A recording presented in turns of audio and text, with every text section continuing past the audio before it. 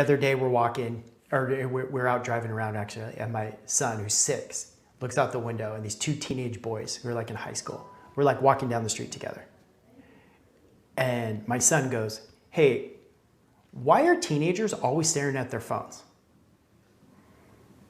All right. So then I looked at how I find stuff and the things that I talk about. And you mentioned earlier, you reference LinkedIn posts. I reference LinkedIn posts. When I have conversations with my wife, they're usually related to like podcasts that we're listening to, because sometimes we listen to the same podcasts, or sometimes I'll hear something like really interesting on one, whatever. And so I started looking at all this stuff, and I'm like, how do we discover things? How do we find information? How do we curate this information and then go about like taking action? And it is all like that. It is what we listen to in our ears.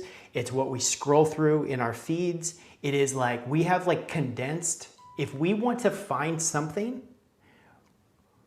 whether that is entertainment or information or new product or people or whatever, there are only a couple places now that like a certain block of generations go.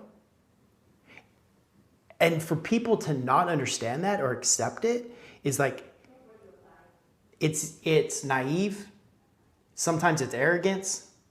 But like, honestly, man, if like I'm older than you, and everything from like my generation all the way down to these future generations, there's a couple places that we go, and most of the time it consists in a feed.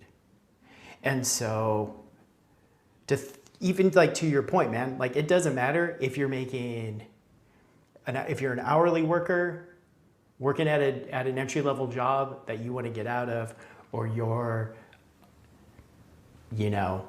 a data scientist, man. Like you proved it. It's just like, where do you go when you're not doing that type of work?